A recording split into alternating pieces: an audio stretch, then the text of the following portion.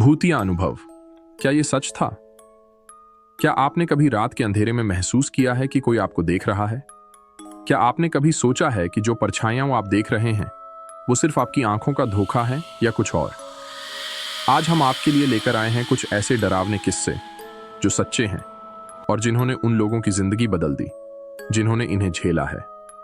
मैं हूं रवि यादव और आप सुन रहे हैं स्टोरी टाइम 2.0। आज मेरे साथ हैं मेरे दो खास दोस्त आकाश और प्रियंका। आज हम सब अपने अपने डरावने एक्सपीरियंस शेयर करने वाले हैं। बातचीत शुरू। आकाश: यार, मेरे साथ जो हुआ वो मैं कभी नहीं भूल सकता। ये एक हॉस्टल में हुआ था जहां मैं स्टूडेंट था। रात के 2 बजे अचानक मेरी नींद खुली और जो मैंने देखा उसे देखकर मेरी आत्मा कांप गई। पहली कहानी, हॉस्टल का डरावना कमरा। आकाश: मुझे ऐसा महसूस हुआ कि कोई मेरे कमरे में चल रहा है। मैंने सोचा कि मेरा रूममेट होगा, लेकिन जैसे ही मैंने आंखें खोली, एक अंधेरी परछाई मेरे बेड के पास खड़ी थी। उसकी आंखें जल रही थीं और वो कुछ बड़बड़ा रही थी। प्रियंका: क्या? फिर तुमने क्या किया? आकाश: मैंने लाइट जलाने की कोशिश की, लेकिन लाइट नहीं जली। फिर अचानक ही उस परछाई ने मेरे कान में फुसफुसाते हुए कहा, तू यहां क्यों आया? और अगले ही पल मैं बेहोश हो गया। जब सुबह मेरी नींद खुली तो मेरा रूममेट डरा हुआ था। उसने बताया कि मैं रात भर नींद में उठकर बातें कर रहा था, लेकिन मेरी आवाज किसी और की लग रही थी। दूसरी कहानी, सुनसान सड़क पर सफेद साड़ी वाली औरत। प्रियंका: भाई, ये तो कुछ भी नहीं। मेरे साथ जो हुआ वो सुनकर तुम्हारी सांसें रुक जाएंगी। आकाश: सच में? बताओ बताओ। प्रियंका: एक रात मैं अपनी बाइक से हाईवे पर जा रहा थी।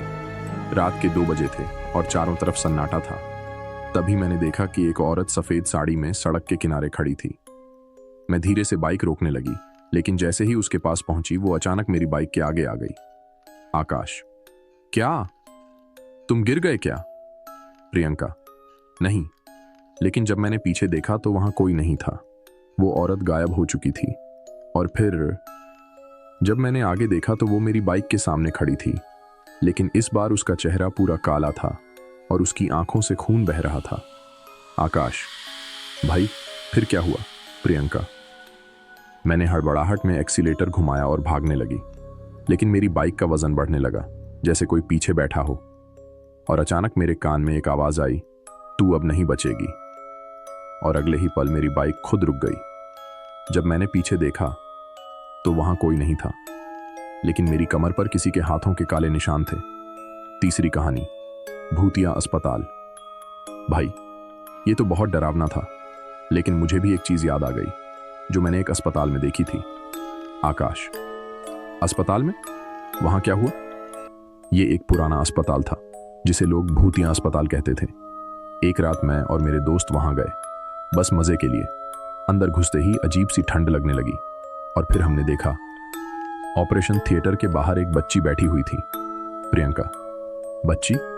इतनी रात को? हाँ, सफेद कपड़ों में थी, आंखें बहुत अजीब लग रही थीं। जैसे ही हम उसके पास पहुंचे उसने कहा, मेरी माँ कहाँ है?